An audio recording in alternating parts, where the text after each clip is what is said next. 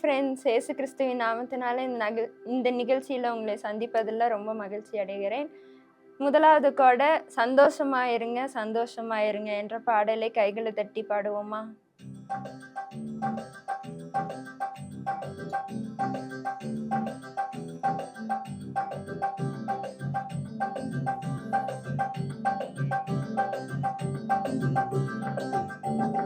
சந்தோஷமாயிருங்க, எப்பொழுதும் சந்தோஷமாயிருங்க.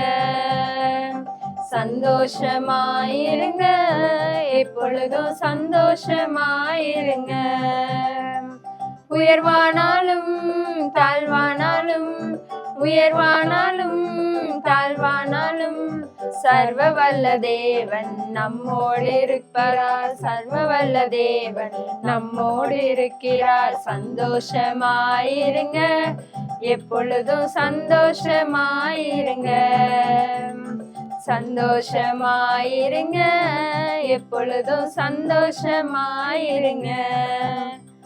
நெருக்கத்தின் நேரத்திலும் கண்ணீரின் பாதையிலும், நெருக்கத்தின் நேரத்திலும் கண்ணீரின் பாதையிலும், நம்மை காண்கின்ற தேவன் நம்மோடு இருப்பதா சந்தோஷமாயிருங்க. நம்மை காண்கின்ற தேவன் நம்மோடு இருப்பதால் சந்தோஷமாயிருங்க. சந்தோஷமாயிருங்க, எப்பொழுதும் சந்தோஷமாயிருங்க. சந்தோஷமாயிருங்க, எப்பொழுதும் சந்தோஷமாயிருங்க. விசுவாச ஓட்டத்திலும் ஊழிய பாதையிலும், விசுவாச ஓட்டத்திலும் ஊழிய பாதையிலும், நம்மை வழிநடத்தும் தேவன் நம்மோடு இருப்பதால் சந்தோஷமாயிருங்க. நம்மை வழிநடத்தும் தேவன் நம்மோடு இருப்பதால் சந்தோஷமாயிருங்க. சந்தோஷமாயிருங்க, எப்பொழுதும் சந்தோஷமாயிருங்க. சந்தோஷமாயிருங்க, எப்பொழுதும் சந்தோஷமாயிருங்க. இப்போதும் கூட நம்ம கொஞ்ச நேரம் கண்களை மூடி தேவனை ஆராதிப்போம். ஸ்தோத்தரிக்கிறோம் ராஜா. ஏசப்பா, எங்கள் மேலே நினைவாக இருக்கிறதுக்காக உமக்கு நன்றி செலுத்துகிறோம் தகப்பனே. ஏசப்பா, ஒரு நொடி பொழுது ஏசப்பா உங்களுடைய கண்களை எங்கள் மேலே இருந்து நீங்கள் எடுக்காம ஏசப்பா எப்போது எங்கள் மேலே கண்ணோக்கமாக இருக்கிறதுக்காக உமக்கு நன்றி செலுத்துகிறோம் ராஜா. உண்மை துதிக்கிறோம் ராஜா. உமக்கு மகிமை செலுத்துகிறோம் தகப்பனே. ஏசப்பா, எங்களை மறவாமல் நினைத்தீரே ராஜா, அதற்காக உமக்கு நன்றி செலுத்துகிறோம் தகப்பனே. ஏசப்பா, எங்களோடு இருப்பதற்காக உமக்கு நன்றி. மறவாமல் நினைத்தீரையா, மனதார நன்றி சொல்வேன். என்னை மறவாமல் நினைத்தீரையா, மனதார நன்றி சொல்வேன். இரவும் பகலும் என்னை நினைத்து இதுவரை நடத்தினீரே. இரவும் பகலும் என்னை நினைத்து இதுவரை நடத்தினீரே. நன்றி நன்றி ஐயா, கோடி கோடி நன்றி ஐயா. நன்றி நன்றி ஐயா, கோடி கோடி நன்றி ஐயா. எபினேசர் நீதானையா, இதுவரை உதவினீரே. எபினேசர் நீதானையா, இதுவரை உதவினீரே. எல்ரோய் எல்ரோய் என்னையும் கண்டீரே, எப்படி நான் நன்றி சொல்வேன். எல்ரோய் எல்ரோய் என்னையும் கண்டீரே, எப்படி நான் நன்றி சொல்வேன். நன்றி நன்றி ஐயா,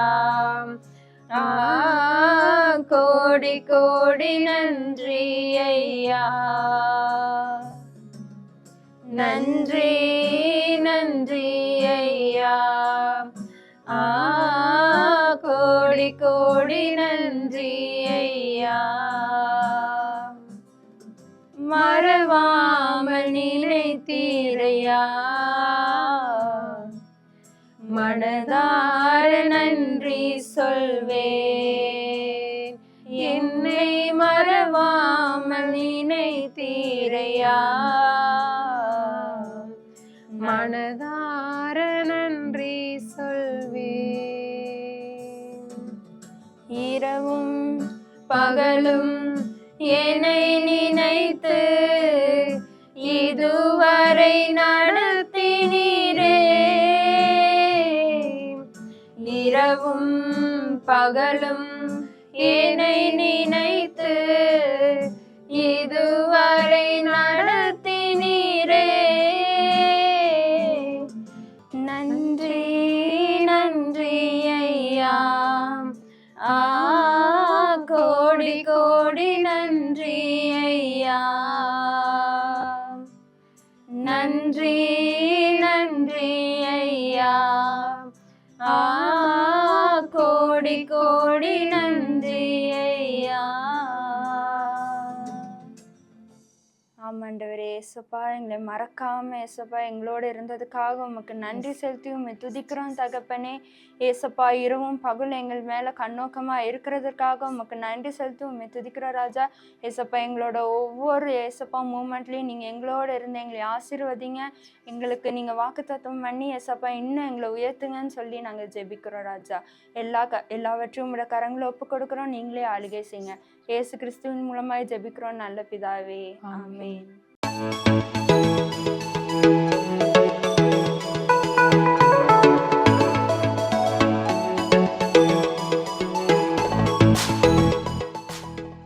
வெல்கம் டு டிப்ஸ் டைம். எல்லாரும் எப்படி இருக்கிறீங்க? சந்தோஷமாக இருக்கீங்களா? இன்றைக்கும் கூட ஒரு முக்கியமான டிப்ஸை நம்ம பார்க்க போகிறோம். வாழ்க்கைக்கு அது ரொம்ப முக்கியமான டிப்ஸுங்க.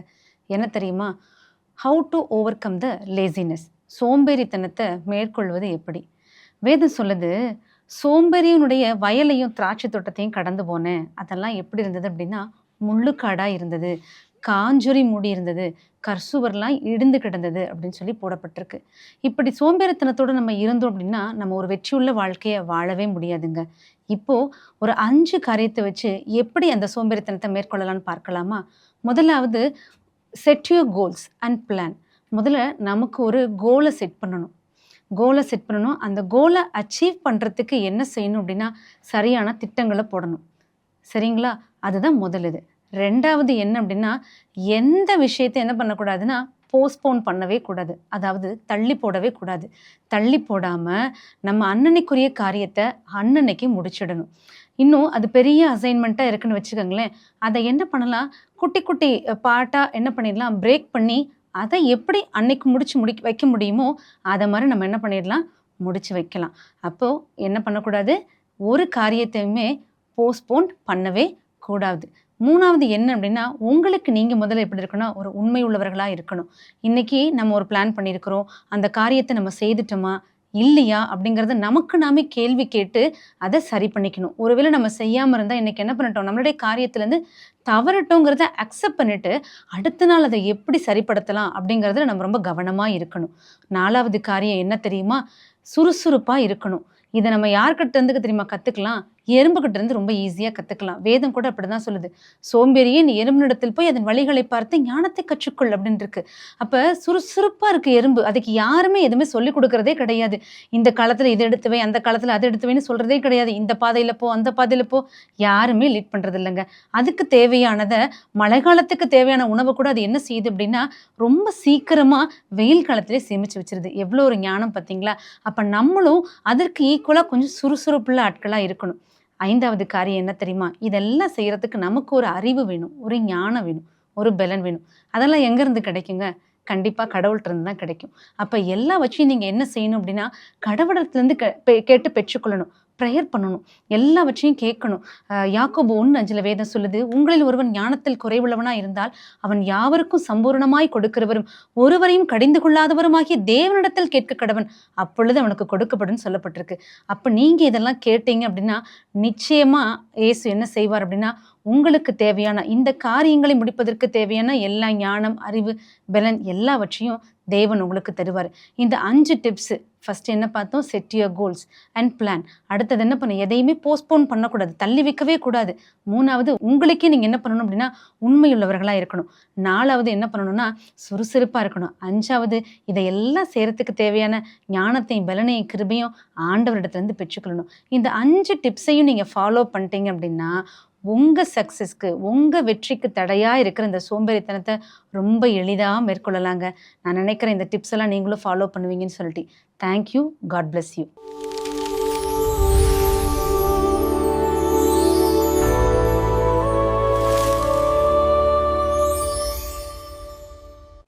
டியர் சில்ட்ரன், இன்றைய தேவ வார்த்தைக்கு ஸ்டூடெண்ட்ஸ் டைம் நிகழ்ச்சிக்கும் உங்களை அன்போடு கூட வரவேற்கிறேன். ஆண்டவரும் இரட்சகருமாகிய இயேசு கிறிஸ்து தாமே உங்களை ஆசீர்வதிப்பாராக. இந்த நாளில் கர்த்தர் நமக்கு கற்றுத்தர விரும்புகிற செய்தியின் தலைப்பு என்ன தெரியுமா? Avoid using worthless words. தமிழில் கெட்ட வார்த்தை ஒன்றும் உங்கள் வாயிலிருந்து புறப்பட வேண்டாம் என்று சொல்லி வேதாகமத்தில் ஒரு எச்சரிப்பு கொடுக்கப்பட்டிருக்கிறது. பாருங்க, ஏற்கனவே வார்த்தையின் வல்லமைகளை குறித்தும் எப்படியெல்லாம் பேசணும்னு சொல்லியும் உங்களுக்கு ஸ்டூடெண்ட்ஸ் டைமில் நிறைய கற்றுத்தரப்படுகிறது. சபைகளிலும் நீங்கள் படிக்கிற இடங்களிலும் வீட்டிலும் கற்றுத்தரப்படுகிறது. அது போக இந்த நாளிலேயும் கர்த்தர் பிரத்யட்சமாய் உங்களோடு பேசும்படி கடந்து வந்திருக்கிறார். பாருங்க, கெட்ட வார்த்தை உங்கள் வாயிலிருந்து கட்டாயம் புறப்பட வேண்டான்னு சொல்லி எபேசியர் 4:29 ஒரு எச்சரிப்பின் சத்தியம் எழுதப்பட்டிருக்கிறது. மாறாக நம்ம என்ன பேசணுமா? Instead of speaking worthless words, instead of speaking, பாருங்க, அதுக்கு ஒரு வேர்ட் யூஸ் பண்ணியிருக்காங்க, அன்ஹோல்சம் வேர்ட்ஸ் என்று சொல்லி போடப்பட்டிருக்கிறது, டாக்ஸ் என்று சொல்லி போடப்பட்டிருக்கிறது. கெட்ட வார்த்தைக்கு சில வெர்ஷன்ஸில் அன்ஹோல்சம், வேர்த்லெஸ் என்று பல பதங்கள் பயன்படுத்தப்பட்டிருக்கு. அப்போ it is not whole, it is not complete, it is not needed. Unnecessary words, அதை அவாய்ட் பண்ணிடுங்க. அதற்கு பதிலாக என்ன பயன்படுத்தணுமா? பாருங்க, கேட்கிறவர்களுக்கு பிரயோஜனம் உண்டாக பக்தி விருத்திக்கு ஏதுவான நல்ல வார்த்தை உண்டானால் அவைகளையே பேசுங்கள் என்று சொல்லப்பட்டிருக்கு. ஹல்லேலூயா. பாருங்க, நம்ம பேசுகிறோன்னா நம்ம ஸ்பீக்கர், இன்னொருத்தர் ஆப்போசிட்ல இருந்து கேட்குறாங்க. இப்போ நான் பேசுகிறேன்னா நீங்கள் டிவி முன்பாக யூடியூப்பில் அமர்ந்து கேட்டுக்கொண்டிருக்கிறீங்க. இப்போ யூ ஆர் த லிசனர்ஸ். இப்போ கேட்குறவங்களுக்கு நம்ம கேட்குற ஏதோ ஒரு காரியத்தினால யூஸ் இருக்கணும்.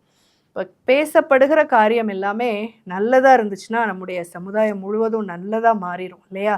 கேட்கறது தவறானதாக இருந்ததுன்னா அந்த தவறை நாம் செய்யும் பொழுது மொத்த அந்த பகுதியில் உள்ள காரியங்களுமே ஒன்றுமில்லாமல் குழப்பமாகி ஒன்றுமில்லாத ஒரு அழிவுக்கு நேரான காரியமாக மாறிவிட வாய்ப்பு இருக்கிறது.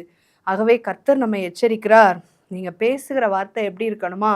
பக்தி விருத்திக்கு ஏதுவான அப்படின்னு போட்டிருக்குல்ல, அது ரொம்ப ஹைஃபையான வேர்ட்ஸ் மாதிரி ரிலீஜியஸாக தெரியுதுல்ல. ஆனால் நீங்கள் இங்கிலீஷ் வேர்ஷன் பைபிளில் வாசிச்சிங்கன்னா words that build up others according to their needs என்று சொல்லப்பட்டிருக்கிறது. ஹல்லேலூயா. Use words that build up others. எவ்வளோ ஒரு அழகான ஒரு ஸ்டேட்மெண்ட் இல்லை? மற்றவர்களை கட்டுவிக்கக்கூடிய வார்த்தைகள், டிஸ்ட்ரக்டிவ் இல்லை கன்ஸ்ட்ரக்டிவ், மற்றவர்களை உருவாக்கக்கூடிய வார்த்தைகள். நம்ம பேசுகிற ஒவ்வொரு வார்த்தைகளும் அவங்கள என்கரேஜ் பண்ணுறதா இருக்கணும், டிஸ்கரேஜ் பண்ணுறதா இருக்கக்கூடாது, அவங்கள துன்பப்படுத்துகிறதா இருக்கக்கூடாது. ஏன் தெரியுமா? ஆண்டவர் அவருடைய சாயலில் ஒவ்வொரு மனுஷனையும் உருவாக்கியிருக்கிறார். அப்போ அவங்க மனசு பாதிக்கப்பட்டால் அவங்க ஆண்டவர் அறிஞ்சிருக்காங்களோ அறியலையோ, அவர் சாயலில் படைக்கப்பட்ட ஒரு மனிதனோ மனுஷியோ துக்கப்பட்டா ஆண்டவர் துக்கப்படுகிறார். அப்போ யாரையுமே கண்டிக்கிறதுக்கோ நல்வழிப்படுத்துறதுக்கோ அல்லது எந்த ஒரு காரியத்திற்குமோ பயன்படுத்துகிற வார்த்தைகள் கெட்ட வார்த்தையாக மனதை காயப்படுத்துகிறதாக இருந்து விடக்கூடாது. நிச்சயமாக பெரியவர்கள் நம்மை கண்டிப்பாங்க, பிள்ளைகள் வளர்ந்து வரும் பொழுது புரியாமல் சில தவறுகளை செய்யும் பொழுது கொஞ்சம் ஹார்ஷான டோனில் தான் பேசுவாங்க. அவங்களுக்கு அதுக்கு உரிமை இருக்குது.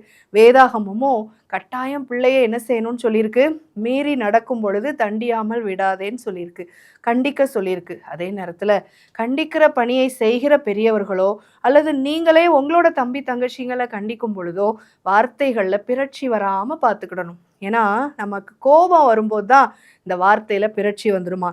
இந்த எபேசியர் 4வது அதிகாரத்தில் 26வது வசனத்தில் பார்த்தீங்கன்னா, நீங்கள் கோபம் கொண்டாலும் பாவம் செய்யாதிருங்கள்னு போட்டிருக்கு. அப்போ கோபம்ன்றது மனுஷனுடைய இயல்பு.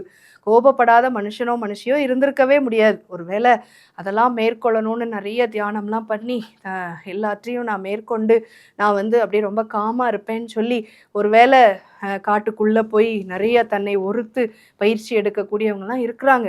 ஆனால் இயல்பான ஒரு வாழ்க்கை சக மனிதர்களோடு வாழணும்னா ஏதோ ஒன்று நம்மளை இரிட்டேட் பண்ணிடுதுல்ல. ஏதோ ஒரு சூழ்நிலையோ மனிதர்களோ நல்லது நம்மளோடைய செல்ஃபிஷ்னஸோ நம்மளை கோபப்படுத்திடுது. அப்போ கோபம்ன்றது வந்துடுது, ஆனால் அது பாவமாக மாறிவிடக்கூடாது என்று பைபிள் எச்சரிக்குது. பாருங்கள், நீங்கள் கோபப்படும் போது என்ன செஞ்சிடறோம், அந்த வார்த்தையை என்ன சொல்கிறோன்னே நிதானம் இல்லாமல் கொட்டிடுறோம். அப்போ என்ன ஆயிடுதுன்னா ஆட்டோமேட்டிக்காக அது ஒரு பாவமாக கெட்ட வார்த்தையாக புறப்பட்டு மற்றவர்களை காயப்படுத்தி விடுகிறது. பேசக்கூடாத ஒரு அன்வர்தி டாக்காக வேர்ட்ஸாக அந்த இடத்துல அட்டர் பண்ணப்படுது. அது மற்றவர்களை ஹர்ட் பண்ணுவதாக அந்த இடத்துல டிஸ்ட்ரக்டிவாக மாறி விடுகிறது. அப்போ கன்ஸ்ட்ரக்டிவாக நம்ம வேர்ட்ஸை யூஸ் பண்ணணும் அப்படின்னா நம்ம என்ன செஞ்சிடக்கூடாது, கோபம் வந்தாலும் வார்த்தையை அடக்கிறதுக்கு பழகணும். பாருங்கள், நீதிமொழிகளில் வார்த்தைகளை பற்றி நிறைய வசனங்கள் இருக்குது. விவேகி குளிர்ந்த மனமுள்ளவன், அதே மாதிரி தன்னுடைய வார்த்தைகளை விவேகம் உள்ளவன் அடக்கி கொள்வான், அப்படிலாம் நிறைய வசனங்கள் இருக்கும். நீதிமானுக்கு, விவேகம் உள்ளவனுக்கு, ஞானம் உள்ளவனுக்கு உள்ள குணாதிசயங்களை நீதிமொழிகளில் திரும்ப திரும்ப தியானித்து எழுதி பாருங்க. அப்போ அதில் எதெல்லாம் நம்ம தப்பாக செய்து கொண்டிருக்கோம்னு சொல்லி நம்மளே செல்ஃப் அனாலிசிஸ் பண்ணி மாற்றிக்கொள்வதற்கு அது ஏதுவாக இருக்கும். ஒருவேளை நம்ம செய்கிற தவறான அந்த வார்த்தை பயிற்சிகளோ அல்லது ஏதோ ஒரு செயல்முறைகளோ இருந்தால் நமக்கு என்னன்னு பேர் சொல்லுது. வேதாகமம்னு படிச்சிங்கன்னா ரொம்ப பயங்கரமாக இருக்கும். புத்திமதியை அவமதிக்கிறவன் முட்டாள்னு சொல்லியிருக்கோம். நம்ம ஃபுல்னு ஈஸியாக யாருனாலும் திட்டிடுறோம்ல, அப்படி திட்டக்கூடாது. ஆண்டவர் யாரையும் திட்டுறதை அவர் அனுமதிக்கிறது இல்லை. கண்டித்து உணர்த்துதல் சரியான லிமிட்டில் செய்யப்படணுன்றது தான் அவர் விரும்புகிறது. வார்த்தைகளில் கெட்ட வார்த்தைகளை பயன்படுத்தக்கூடாது என்பது தான் ஆண்டவருக்கு விருப்பம். அப்போ எந்தவித புத்திமதிகளையும் அவமதித்து நாமளாக செய்ய நினைக்கிறத முந்தி பேசி செய்து கடவுளுக்கு பிரியமில்லாத ஞானமற்ற தன்மைகளை நம்ம வெளிப்படுத்தி விடாதபடி ஜாக்கிரதை கடைபிடிக்க அழைக்கப்படுகிறோம். இதே எபேசியர் 4வது அதிகாரத்தில் இப்படி ஒரு வசனம் இருக்குது. சகல விதமான கசப்பும் கோபமும் மூர்க்கமும் கூக்குரலும் தூஷணமும் மற்ற எந்த துர்குணமும் உங்களை விட்டு நீங்க கடவுது. பாருங்கள், நீங்கள் ஸ்கூலில் போய் பேரண்ட்ஸ் மீட்டிங்கில் பேரண்ட்ஸ் டீச்சர்ஸை பார்க்க அல்லது பிரின்ஸிபல்ஸை ஹெச்எம்ஸை பார்க்க வந்தாங்கன்னா சொல்கிற கம்ப்ளைண்ட் என்ன தெரியுமா, நான் சொல்கிறத என் பிள்ளை கேட்குறதே இல்லை, நாங்கள் ஏதாவது அழுத்தி சொன்னோன்னா ஓங்கி கத்தி பேசுகிறா அல்லது எங்களையே எதிர்த்து திட்டுறா, கெட்ட வார்த்தையாக பேசுகிறா, இதெல்லாம் எங்கே தான் கற்றுக்குறாங்கன்னு தெரில அப்படின்னு சொல்லி அவங்க வருத்தப்படுகிறத நிறைய இடங்களில் கேள்விப்பட முடியுது. அப்போ பாருங்கள், பிள்ளைகள் ஒரு அவுட் ஆஃப் கண்ட்ரோல் போயிடுறாங்க. பெற்றோர்களுடைய கட்டுப்பாட்டுக்கோ அல்லது பெரியவர்களுடைய கட்டுப்பாட்டுக்குள்ளோ இருக்கிறதுக்கு பிரியமில்லாத ஒரு சூழ்நிலை அதிகமான இடத்துல காணப்படுது. ஒருவேளை சில பிள்ளைகள் உண்மையாகவே கரிசனையோட பெற்றோர்கள் சொல்லுவதை ஏற்று உடனடியாக கீழ்ப்படுகிற பிள்ளைகளும் இருக்கிறாங்க, இதுவும் இருக்குது. ஆனால் அதிகப்படியாக அந்த மீறுதல்கள் காணப்படுது. அப்போ இப்படிப்பட்ட காரியங்கள்லாம் நம்மள்கிட்ட இருக்கக்கூடாது. அதற்கு பதிலாக நம்ம என்ன செய்யணும், கத்தி பேசுறது, கூக்குரல் இடுறது, தூஷணமாக வார்த்தைகளை பேசுறது, மோசமான கசப்பு கோபத்தெல்லாம் வெளிப்படுத்துறதெல்லாம் விட்டுட்டு எபேசியர் 4:32 சொல்லப்பட்டிருக்கிற ஒரு ஸ்ட்ராட்டஜியை நம்ம ஃபாலோ பண்ணணுமா. அது என்ன போட்டிருக்கு, ஒருவருக்கொருவர் தயவாயும் மன உருக்கமாயும் இருந்து கிறிஸ்துவுக்குள் தேவன் உங்களுக்கு மன்னித்தது போல நீங்களும் ஒருவருக்கொருவர் மன்னியுங்கள். ஃபார் எக்ஸாம்பிள், நீங்கள் ஃப்ரெண்ட்ஸ்குள்ளே பேசிகிட்டு இருக்கிறீங்க. அப்போ இன்னொரு பர்சன், உங்கள் ஃப்ரெண்ட்ஸ் சர்க்கிள்லே இன்னொரு பர்சன் உங்களை கோவப்படுத்துகிறாங்க, ஏதோ நீங்கள் செய்யாத சொல்கிறாங்க அப்படின்னா உங்களுக்கு கோவம் டக்குன்னு நீங்கள் என்ன செஞ்சிடுறீங்க, அது கசப்புணர்ச்சியாக மாறி உங்கள் இருதயத்தில் இருக்கிறது வார்த்தை வடிவம் பெற்று கெட்ட வார்த்தையாவோ தூஷணமான வார்த்தையாவோ திட்டிடுறீங்க இல்லையா. உனக்கெல்லாம் என்ன புரியாதா, எத்தனை தடவை சொன்னாலும்னு சொல்லி ஃபேஸ் மாறிடுது, வார்த்தையினுடைய அந்த பேச்சு முறைகள் மாறிடுது, வார்த்தையிலே மோசமான வார்த்தைகள் விடுகிறது. அப்போ அந்த ரிலேஷன்ஷிப் அங்கே ஸ்பாயில் ஆகுது. அதுக்கு பதிலாக நீங்கள் தயவுள்ளவர்களாக மாறிடுங்க. Become a compassionate person, be a compassionate person, forgiving person. ஆண்டவர் நம்மளை மன்னிக்கிறார்ல, நம்ம பேரண்ட்ஸ் எத்தனை தடவை நம்மளை மன்னிச்சு நமக்கு சான்ஸ் கொடுத்துருக்குறாங்க, எத்தனை தடவை நம்ம அவங்கள மீறினதெல்லாம் மன்னிச்சு கேட்டதெல்லாம் வாங்கி கொடுத்துட்டே இருக்கிறாங்க. அப்போ நம்மளும் நம்ம ஃப்ரெண்ட்ஸுக்கு, நம்ம ரிலேட்டிவ்ஸ்க்கு, நம்ம இடத்துல ஒரு உதவி கேட்டு வருவங்களுக்கு மன்னிச்சு நன்மை செய்யலாம் இல்லையா? அன்னைக்கு என்னைக்கோ செஞ்சதை எதுக்கு சொல்லி காட்டணும்? எதுக்கு தேவையில்லாத வார்த்தைகளை பேசி அல்லது கெட்ட வார்த்தைகளை கோபத்தில் பேசி அவங்கள துன்பப்படுத்தணும்? இப்போ நம்ம கசப்பு, கோபம், தூஷணம், துர்குணம் இதெல்லாம் ஒதுக்கிட்டு அந்த விஷயங்களெல்லாம் நம்மை விட்டு முற்றிலும் நீக்கி விட்டுட்டு ஒருவருக்கொருவர் தயவாய், மன உருக்கமாய், கம்பேஷனேட்டாக, கிரேஷியஸாக, ரொம்ப ஹம்பிளாக நம்ம மாறிவிடும் பொழுது, கைண்டாக மாறிவிடும் பொழுது நம்ம அவங்கள ஃபர்கிவ் பண்ண ஆரம்பிச்சிருவோம், அவங்களுக்கு நன்மை செய்ய ஆரம்பிச்சிருவோம். கெட்ட வார்த்தை நிச்சயமாகவே நம்ம வாயிலிருந்து வராது. பாருங்கள், நீதிமொழிகள் 21:23 இவ்விதம் சொல்லுது, தன் வாயையும் தன் நாவையும் காக்கிறவன் தன் ஆத்துமாவை இடுக்கண்களுக்கு விலக்கி காக்கிறான். இங்கிலீஷ் வெர்ஷனில் இப்படி போட்டிருக்கு, he who guards his mouth and his tongue keeps himself from calamity என்று சொல்லி. கெலாமிட்டினா டிசாஸ்டர்னு அர்த்தம். அப்போ நீங்கள் உங்கள் நாவை அடக்க பழகலைன்னா you will get into disastrous சிச்சுவேஷன்ஸ்னு அர்த்தம். உங்களுக்கு கண்டிப்பாக அழிவு நிச்சயம், ஏதோ ஒரு பயங்கரமான பிரச்சனை வரப்போகுதுன்னு அர்த்தம். இப்போ எவ்வளோ கவனமாக நாவை கையாள வேண்டும், கட்டுப்படுத்த வேண்டும். கோபம் வரும், வார்த்தை வரும், அந்த வார்த்தை வேகமாக ஷார்ப்பாக போகும் பொழுது அது வேறு வித பாதிப்புகளை கொண்டு வந்துடும். சிலர் உடனே ரியாக்ட் பண்ணிடுவாங்க எதிர்த்தாப்பில் பேசுகிறவங்க, அல்லது சில நேரம் அவங்க இருதயத்திலே வஞ்சகமாக வைத்து என்னைக்காவது அதை வெளிப்படுத்தி அந்த பகை தொடரும். சில நேரங்களில் சிலர் ரொம்ப ஞானமாக வார்த்தையை யூஸ் பண்ணாமல் இடும்பு செய்கிறவர்களாக இருப்பாங்க. நம்மோடு பேசி ஒருவேளை வாக்குவாதம் பண்ணுகிறோன்னு வச்சுக்கோங்க, 2 பேர், அதில் உங்களோட ஆப்போனண்ட் நீங்கள் பேச பேச உங்களை நல்லா பேச விட்டுட்டு அமைதியாக ரொம்ப ஞானமாக வார்த்தைகளை விடாமல் ரிசீவ் பண்ணி கொண்டே இருந்து விட்டு ஏதோ ஒரு சூழ்நிலையிலே உங்களுக்கான பதிலை இடும்பாக பதிலளிப்பாங்க. எங்கே உங்களுக்கு நன்மை செய்யணுமோ அங்கே செக் வைப்பாங்க, அந்த இடத்துல தடை பண்ணுவாங்க.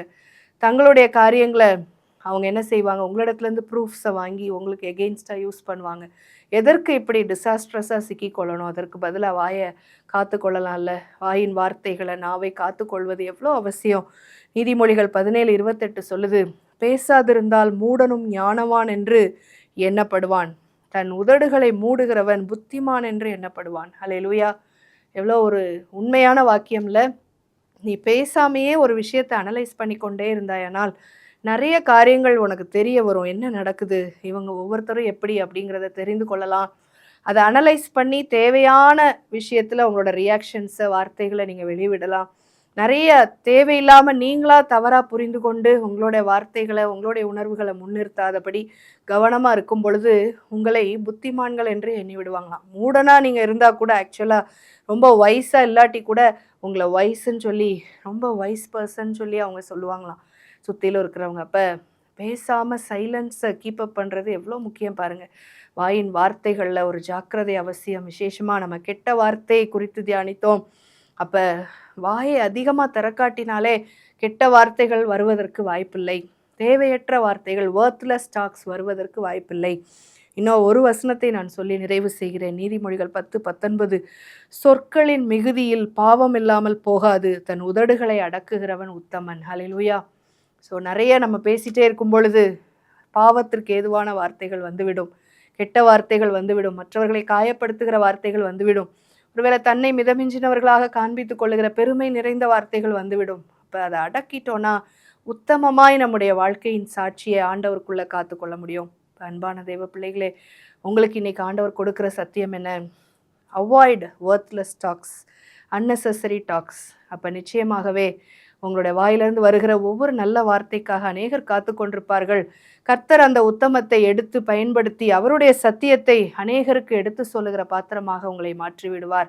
உங்களுடைய தீழ்ப்பான ஒரு ஸ்பாவத்திலிருந்து பாருங்கள், உங்களுடைய நல்ல ஸ்பாவங்களையும் தீமையானவைகளையும் நீங்கள் பிரிச்சிங்கன்னா அவருடைய வாய்ப்போல் இருப்பாய் என்று சொல்லி வசனம் சொல்லுகிறது. You will become his mouthpiece. ஆண்டவருடைய மவுத் பீஸாக மாறிடுவீங்க. அவர் சொல்ல நினைக்கிறத சொல்லுகிற பிள்ளைகளாக, வாழ்ந்து காட்டுகிற பிள்ளைகளாக மாறிவிடுவீங்க. அப்படிப்பட்ட கிருபைகளை தேவன் இந்த நாளிலே கேட்கிற ஒவ்வொருவருக்கும் கொடுப்பாராக. கர்த்தர் தாமே இந்த வார்த்தைகளை ஆசீர்வதிப்பாராக. ஜெபிக்கலாமா? அன்பின் ஆண்டவரே, நீர் கற்றுக் கொடுத்த இந்த வார்த்தையின்படி கெட்ட வார்த்தைகள் ஒன்றும் எங்கள் வாயிலிருந்து புறப்படாதபடி எங்கள் நாவிற்கு காவல் வைப்பீராக. எங்கள் இருதயத்தின் சிந்தைகளும் வாயின் வார்த்தைகளும் எப்பொழுதும் உம்முடைய சமூகத்திலே பிரீதியாயிருப்பதாக. ஆண்டவரே, பேசாதிருந்தால் மூடனும் ஞானவான் என்று எண்ணப்படுவான் என்ற வார்த்தையின்படி அநேக நேரங்களிலே முந்தி பேசுவதை காட்டிலும் கேட்பதற்கு நாங்கள் தீவிரமாய் இருக்க, பேசுவதற்கு பொறுமையாயிருக்க, கோபிக்கிறதற்கு தாமதமாயிருக்க உம்முடைய வார்த்தையின்படி கர்த்தர் எங்களை வல்லமைப்படுத்தும். இந்த கிருபை எங்களை உத்தமர்களாய் நிறுத்த உம்முடைய வாய்ப்போல் பயன்படுத்தப்படுகிற ஸ்லாக்கியத்திற்கு ஒவ்வொருவரையும் உட்படுத்த ஜெபிக்கிறோம். இரட்சகர் இயேசுவின் நாமத்தில் ஜெபிக்கிறோம் நல்ல பிதாவே, ஆமென்.